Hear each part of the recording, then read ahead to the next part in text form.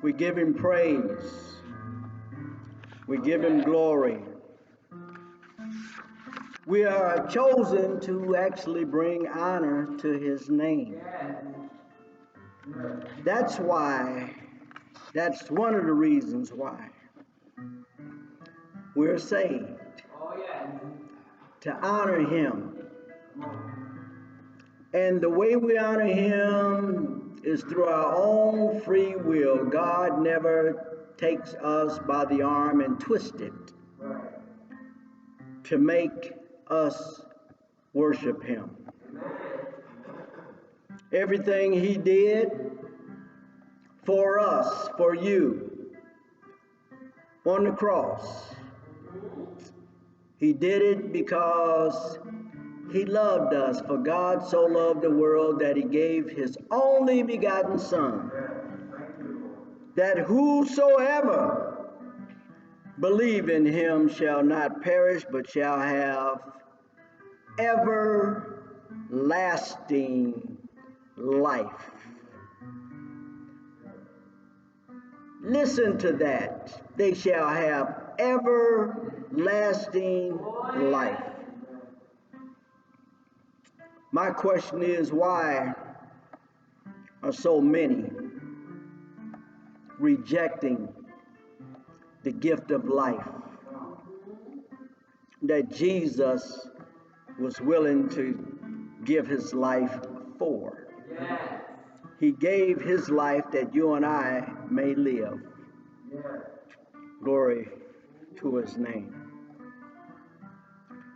This morning, I'm not going to say we're not going to be very long, because we might be long today. The title of the message that we're going to speak to you today about is Get in the Boat. Because God is going to shut the door. God is going to shut the door. Many of us are under the pretext that we have control over our lives and over our destiny. Many people are saying, I'm not ready for Christianity. I'm not ready to turn my life over to the Lord because, I just got to get some things together. And then there's other ones that are saying, I don't believe in that anyway. Matter of fact, who's to say which religion is correct?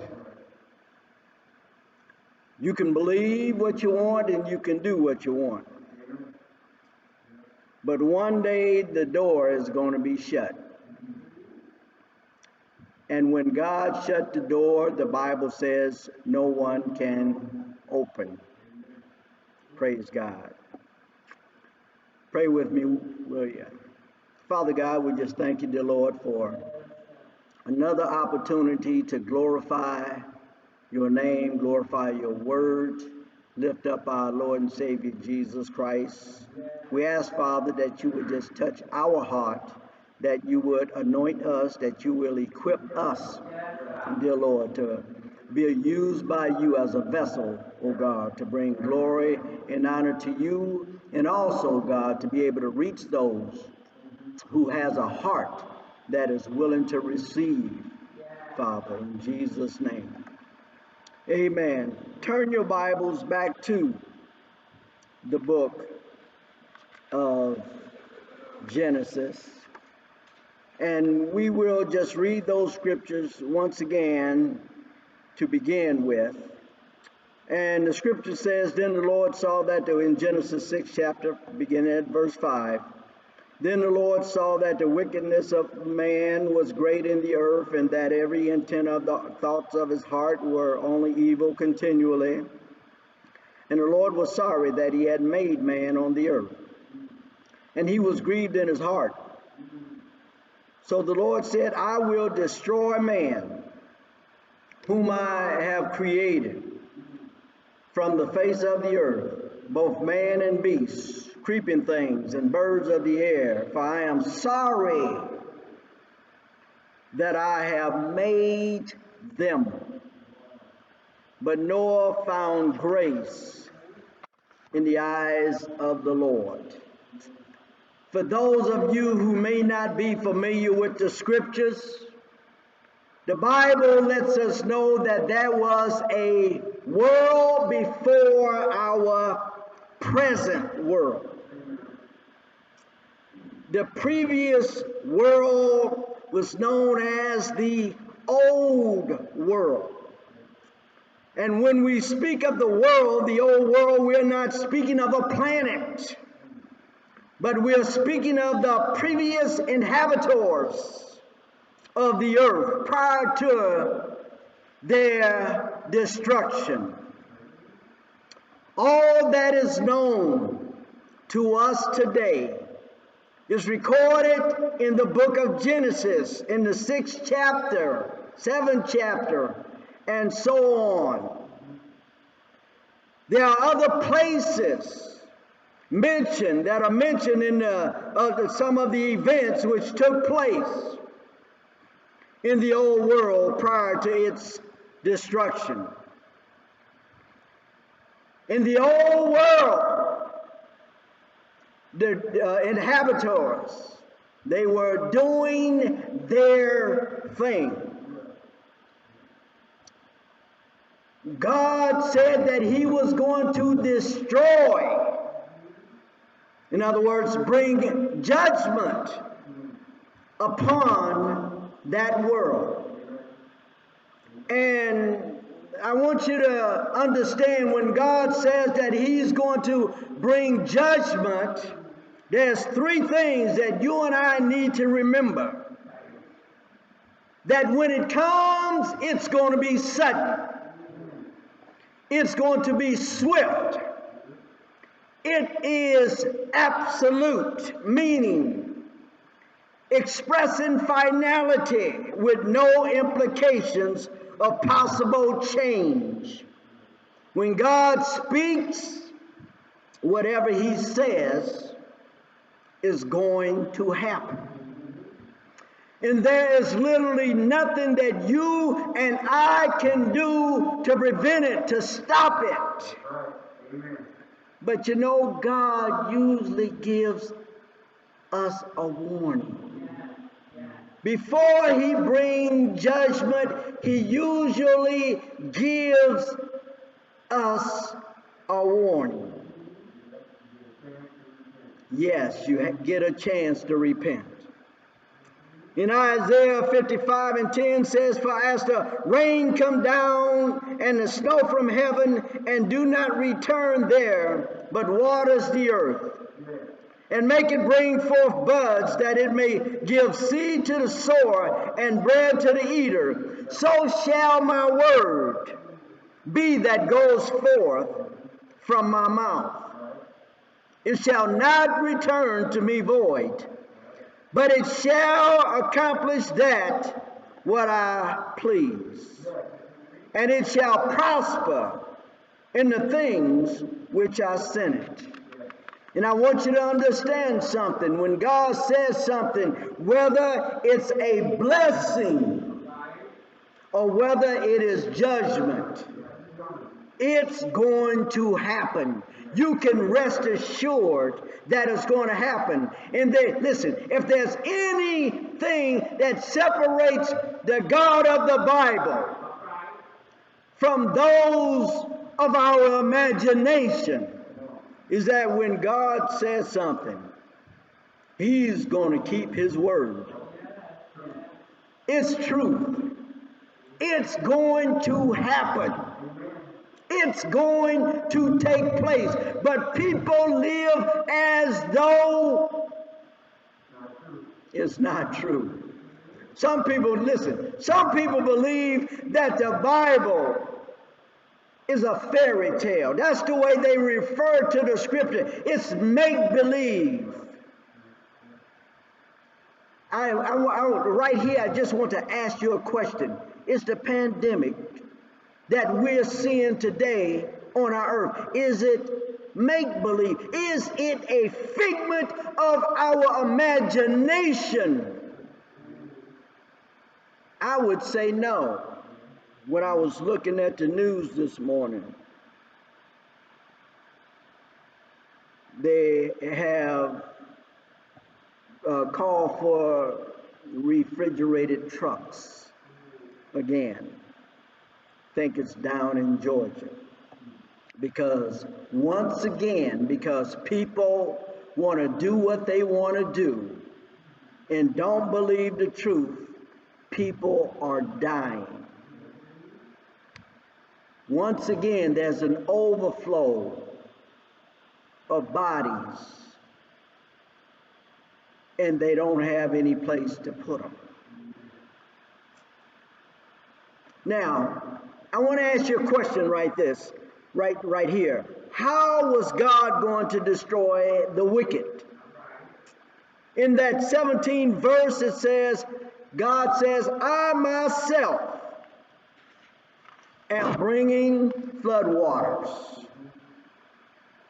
on the earth to destroy from under heaven all flesh in which the breath of life is.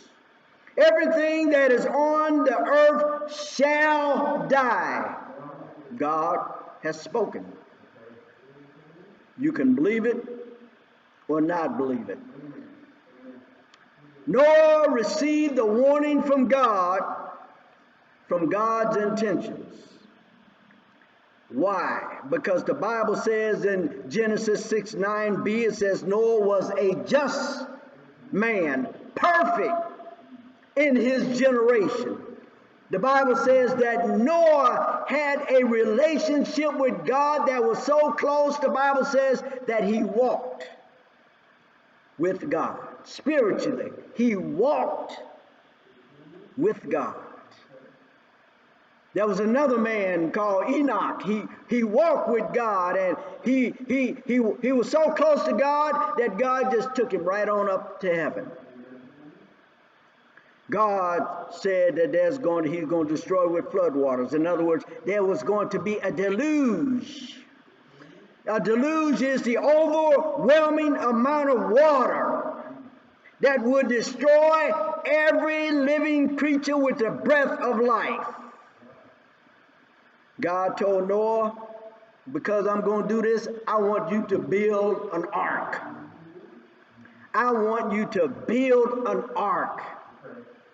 Why did God tell Noah to build an ark? Because the ark, the boat, would be his and his family's salvation. Build an ark. What did Noah do? He built the ark. How would Noah be saved? First of all, by listening to God. By taking heed to what God has said. Let me tell you something. We have the Word of God, and God has warned us. It's up to us whether we're going to take heed or not. It's up to us whether we're going to believe or not. He's not going to make you believe. He's not going to make you turn from your sin. He's not going to make you turn from the things that you find enjoyment and pleasure in. He's not going to make you stop. Build an ark.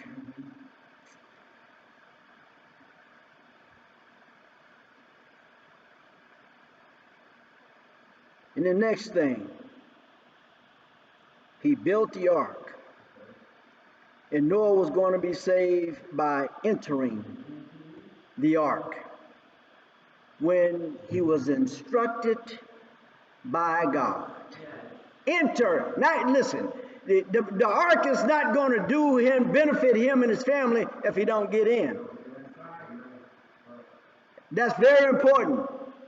Jesus came and died, but there's many people not being benefited. Why? Because they won't invite him in. Genesis 7:13, on the very same day that Noah and Noah's sons, Shem, Ham, and Japheth, and Noah's wife, and the three wives of his sons with them entered the ark. So those that entered, male and female of all flesh, went in as God had commanded him, and the Lord shut the door. Get in the boat, because God himself is going to shut the door. When God says it's going to rain, when God started the rain, Noah and his family were secure inside the boat, so therefore they didn't have to worry about what? The rain, the flood, the destruction that was going to take place. The theme, get in the boat, because God is going to shut the door. It's a metaphor. It's a metaphor. In Noah's day, God presented Noah one way of salvation, just one, and that was to get in the ark. God told Noah in so many words that the world was going to come to an end. You know, people don't believe that today. People do not believe that the world is going to come to an end. So therefore they're busy. They're doing their thing. Now, I want to give you a personal testimony. First of all, I want you to understand something about God.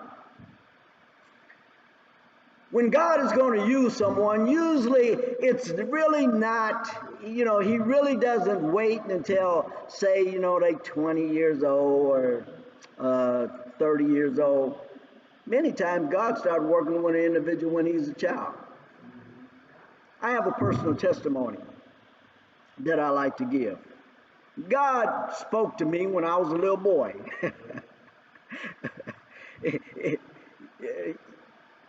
I used to have these visions, or you can call them a vision, but imagination or whatever. You know how little kids do. They have their imagination. One of mine was, what was I going to do if the world came to an end? When I was a little boy, I used to think about that. What would I do if the world would come to an end? I had a plan.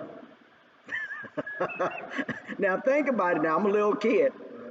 I devised a plan. If the world came to an end, this was my plan. Because it was going to burn up, I don't even know where they came from. I didn't even know the world is doomed to burn up when God returns. Didn't know that. But in my imagination, when it was burning up, there would be earthquakes and other things that's happening on the earth. This is my plan. I would run to the airport. And I would get on an airplane. I told you I was a little boy. I was a little kid. Listen, the airplane would be my escape. It would be my salvation. The airplane would. That's what I imagined. God was working with me even as a little boy. He worked with many individuals, with little children. Amen. Why? Because they're pure. And he has a plan for their life. Guess what? God has a plan for your life even before the foundation of the world. Before you was conceived in your mother's womb, before your birth, God knew exactly what he was going to do. How he was going to call you, how he was going to install you in a certain position in his body, in his ministry. Now, this past week, many of us have heard about what's happening over in Afghanistan. And I want you to think about something. In Afghanistan, people are trying to get on airplanes. I'm thinking when I was a little boy, I'm going to get on an airplane. Yes, to escape. Today, people are trying to get on an airplane to escape the Taliban, the terrorist organization in Afghanistan. The airplane, they're looking for the airplane to be their salvation. Think about how fast things change for those people. One day, everything was normal. Everything was normal. The shops were open. People were walking down the street.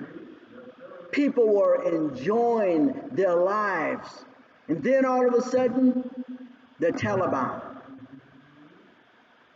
And they began to fear for their lives. And what did they start doing? Running to the airport, trying to get on an airplane.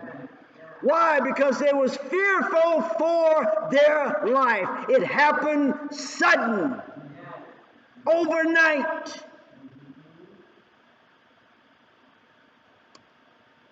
I just want you to know, and I want you to hear this. Jesus is coming back. Jesus is coming back. You can believe it or not believe it, but remember, you heard it here. Jesus is coming back. Do you believe it? There will be an end to this world. Do you believe that? Whether you believe it or not, it is going to happen. It's going to come to pass. Noah had the ark. We have Jesus. He's our ark. He's our only way of salvation. The only way that you're going to be saved from the coming destruction of this planet, this world, is that you must be found in Christ. The people today, they're being caught off guard, whether it be by the Taliban, or whether it be by the fires in California, or whether it be by the floods, hurricanes, right now in the Atlantic Ocean. Haiti just got hit by an earthquake. Another one. This planet is doomed for destruction. But if you just holding on and not believing, you're going to be left behind. You're going to be left outside of the boat. You're going to be left outside of the sanctuary. People are going to be caught off guard. Jesus is our only, and I want you to hear me, Jesus is our only saving grace. And one day God is going to shut the door of our opportunity. The opportunity is going to be lost. It's going to be done with. See, yes, today that you hear his voice, harden not your heart. Harden not your heart. There's many people, they embracing all kind of different beliefs. But I want you to know something. You can believe what you want, do what you want, but Jesus is coming and no one knows the hour. Matthew 24, in verse 36, it says, but of that day when Jesus is supposed to come back, no one knows the hour, not even the angels of heaven, but my Father only.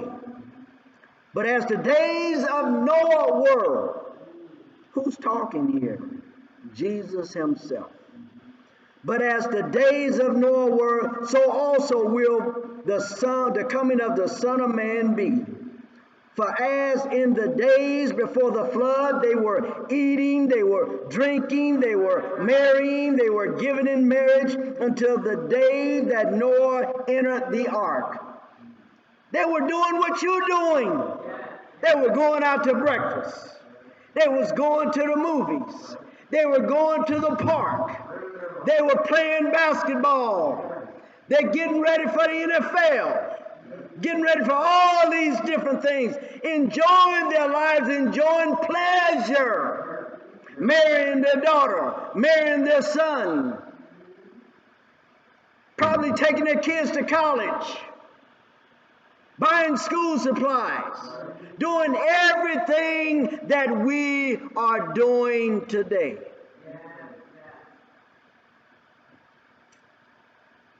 Until the day that Noah entered the ark. And they did not know until the floods came and took them all away. So also will the coming of the Son of Man be.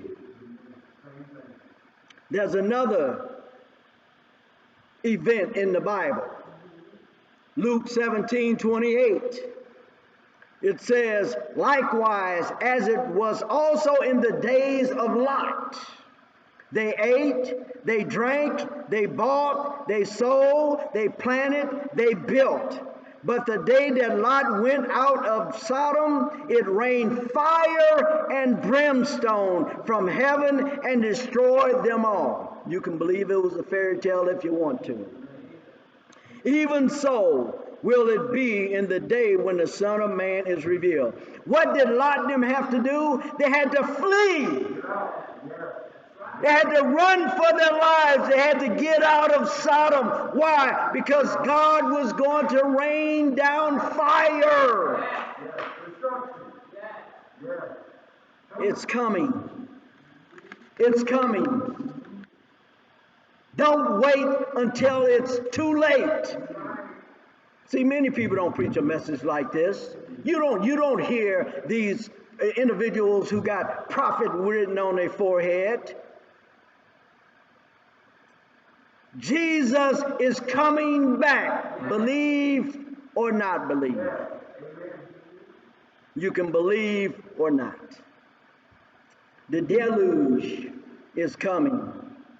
2 Timothy 3:1 says, but know this, that in the last days perilous times will come. For men will be lovers of themselves, lovers of money, boasters, proud, blasphemers, disobedient to parents, unthankful, unholy, unloving, unforgiving, slanderers, without self-control, brutal, despisers of good, traitors, headstrong, haughty, lovers of pleasure rather than lovers of God, having a form of godliness but denying its power, and from such turn away. We're living in a time that's similar to the time that Noah lived in. Listen, brutal. Listen, violence.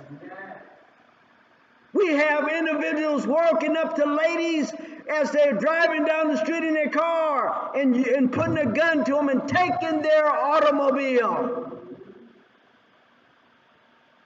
Lady going into her house. Kid followed her right in and took her car. You can believe me or not believe me. This world is dying and it's becoming more and more wicked, and it's becoming more and more evil. I mean, you can listen to some people. They can paint a pretty picture if they want to. Listen, it's not a pretty picture.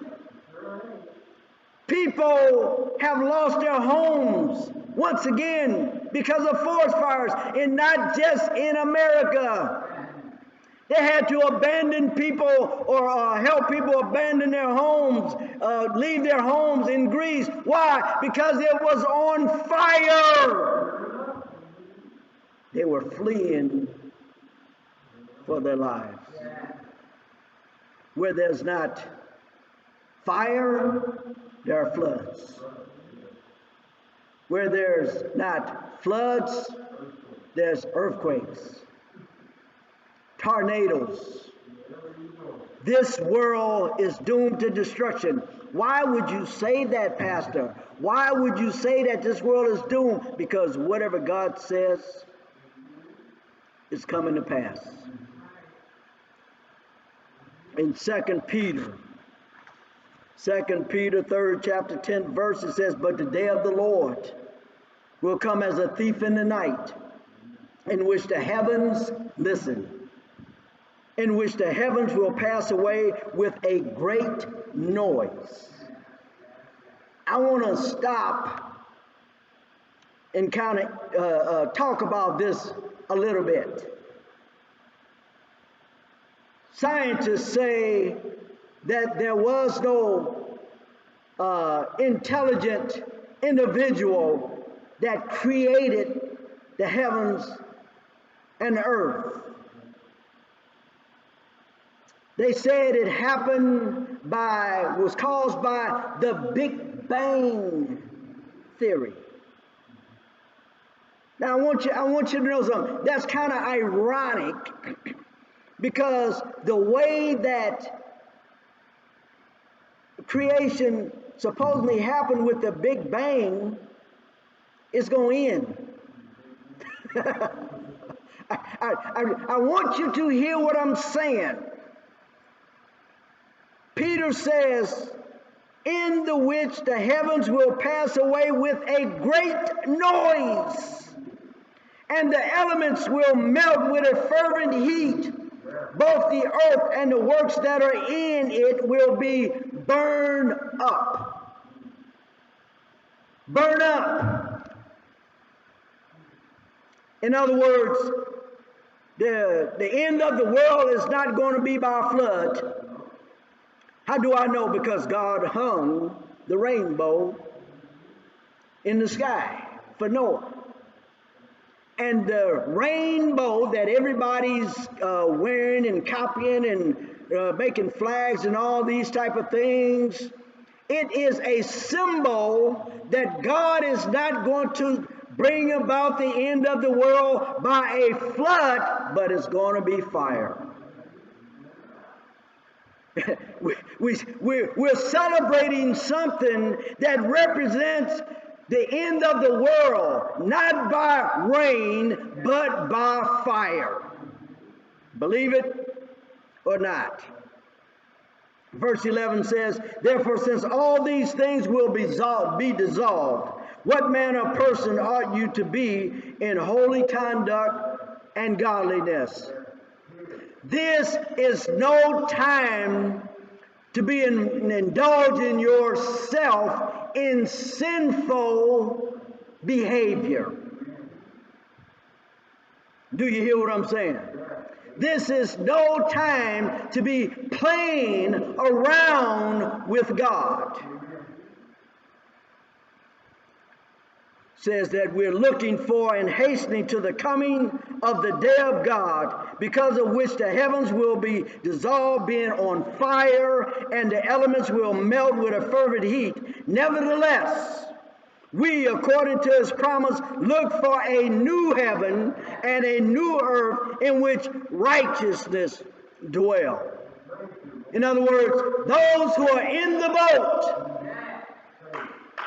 those who are in Christ, do not have to worry about the calamities, the destruction that is coming upon the face of the earth. Why? Because we have been sealed in Jesus. We have been shut in. Amen. We have been saved. We have been delivered. See, the apostles warned about the coming of the wrath of God. We've been delivered from that. Listen, if you want to know what salvation is, that's what it is. Being saved from the destruction that is yet to come. See, most people don't even understand what salvation is about. Amen. You see, salvation, listen, when the Bible says, when you say that I'm saved, you're saved from something. You're saved from something. You're saved from the wrath of God that is coming upon the face of this earth. Praise God. Glory be to God. Listen, I don't have to worry about my destination. There is a new heaven and a new earth coming that Jesus has prepared just for those who believe. Just for those who put their trust in him. Only those who are in the boat. I'm almost done. Revelations 22 and 12, or 22 and 10 says, and he said to me, this is John, do not seal the words of the prophecy of this book. Jesus is speaking to John. For the time is at hand. He who is unjust, let him be unjust still. He who is filthy, let him be filthy still. He who is righteous, let him be righteous still. He who is holy, let him be holy still. And behold, I am coming quickly, and my reward is with me, to give to everyone according to his work. When Jesus says, let them be what they stay in the condition that you're in, whatever you are. In other words, he's not going to make you change. He is not going to, listen, he is not going to make you stop doing what you're doing. He is not going to say, look,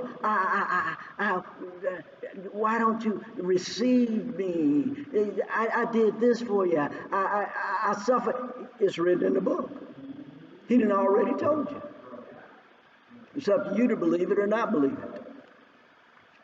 It's up to you to believe it or not believe it. One last thing, people debating about which religion is the right religion. See, that's why a lot of people are out of the boat right now. People debating about which religion is the right religion. Buddhism, Hinduism, pantheism, Islam, spiritualism, Eastern mysticism, all these different isms, all these different religions, Baha'i, all these different religions.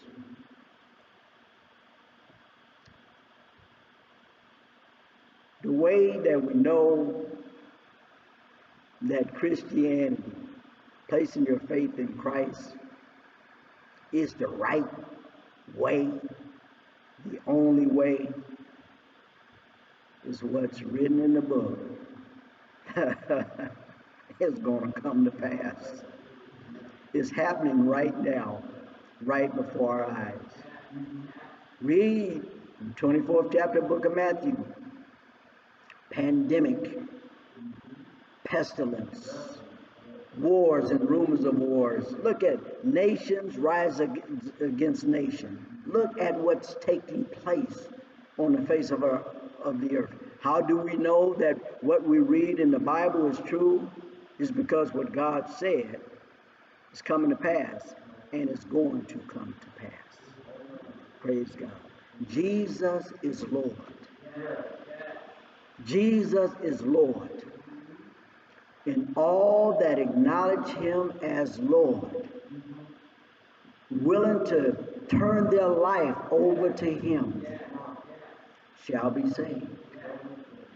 But if you don't believe in him, you're outside the boat. Pray with me. Father God, we just thank you right now for your word. We pray, God, that someone, even right now, that wants to get in the boat, they want to receive Jesus as Lord and Savior.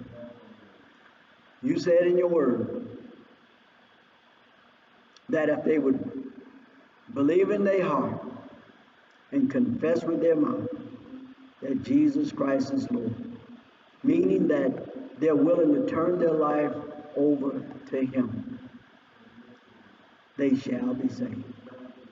We pray, God, that this word that has been brought forth today would find fertile ground, the heart of individuals, oh God, that's been searching, that's been looking, that it will fall upon their heart and bring forth fruit in their life. In Jesus' name.